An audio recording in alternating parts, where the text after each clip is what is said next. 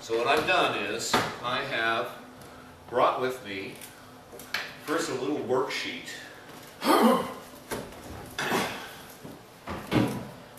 And you all got a pencil? And then what we'll do is we'll go through this worksheet together.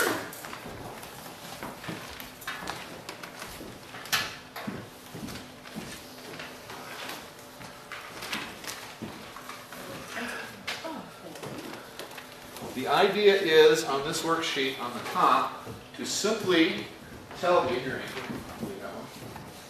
just simply tell me where the number 1 is. Where is dough? Where is dough? Where is dough? And then at the bottom, what we have is I've written things out in what's called the key of E flat.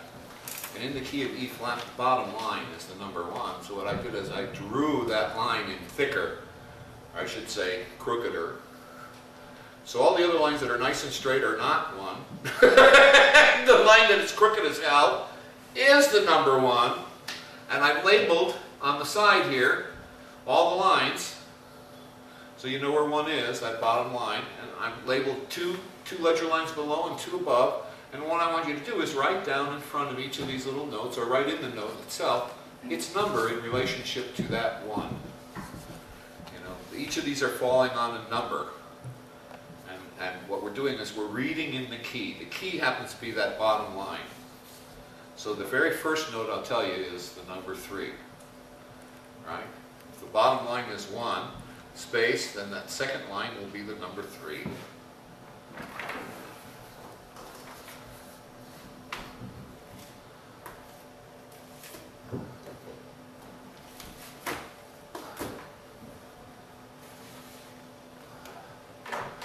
Wouldn't that first line be number? That first line is the number 1. Talking about the bottom half of the The page. bottom half of the page. See that bottom line? Don't worry about the top ones. You're trying to figure out what Yeah, that's key. what I'm talking about. The top ones you're trying to figure out the keys, and I've given you 1, 2, 3, and 4 sharps, and 1, 2, 3, and 4 flats. Now remember, the sharp all the way to the right is always the number 7. The flat to the right is always the number 4. So from that, you should be able to figure out where 1 is. You're finding a treasure. I've given you a map. There's an X on the map, and you are figuring out how many, paces it is from this tree to that rock to figure out. So, Yeah. good. So that would be 7. Okay. Whatever's on the right. Okay. 7. Yeah, actually, with sharps it's pretty easy, isn't it? Because the number 1 will always be the line or the space above the sharp. But there's another one on there, which I want you to see if you can also find. This one's 7. Let's get down as 5. The next one down is 3. And the second one will be 7, 5, 3, 1. Line to line. This will be a little bit more fun. Down Do and some go music. this way. Oh, I got it. Yeah, you got it and down backwards.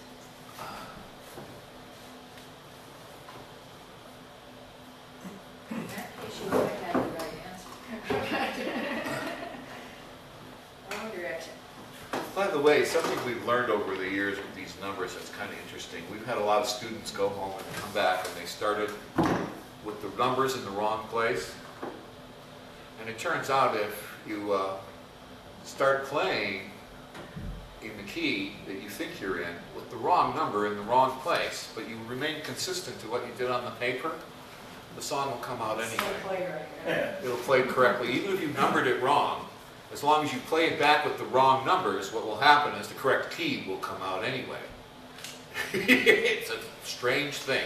But as long as you're consistently wrong, Another easy thing to do. and when you play the melody, it'll come out correct. One is only one It's only when seven. you keep changing your mind about where the reference point is, that's when things go awry. But we've had kids completely number things wrong and come into the door and play it perfectly, And we gave him a big pat on the back and then looked at the sheet and saw that they numbered it all wrong. You can't tell with your ear So that was seven. sometimes. 3, 4, 5, 6, 7, and then you start over again on the 1, which would be the next line. Or you can count down, 7, 5. What these numbers are doing is they're expressing a distance or a ratio, and these ratios and proportions have something to do with proportion. As long as you are, if your reference starts in the wrong place, as long as you keep everything else in regards to that reference, then your proportions or ratios will remain constant. So when you go to play the song, you'll hear it anyway. So this happens a lot sometimes between major and minor, as you'll see.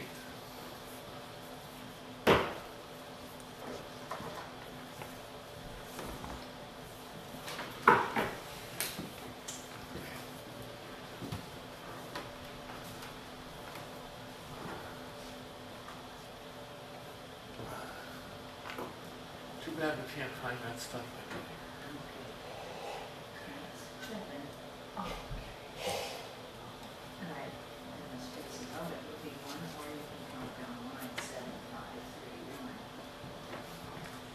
Are we about ready?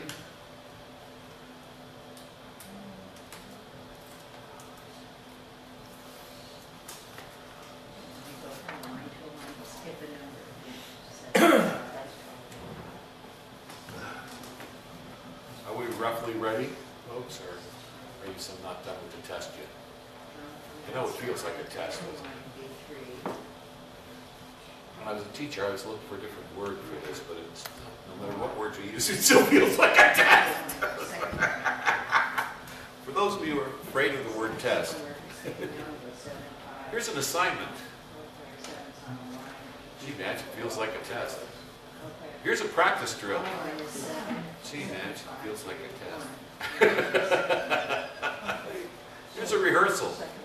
Gee, it feels like a test. Here's a hokey pokey.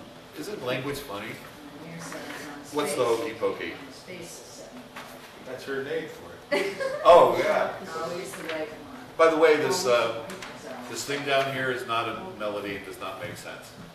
Even if it's chord. If you're looking for a melody, This is 7. I went to make sure there wasn't one. This is on the line. Any similarity between reality and this test is coincidental.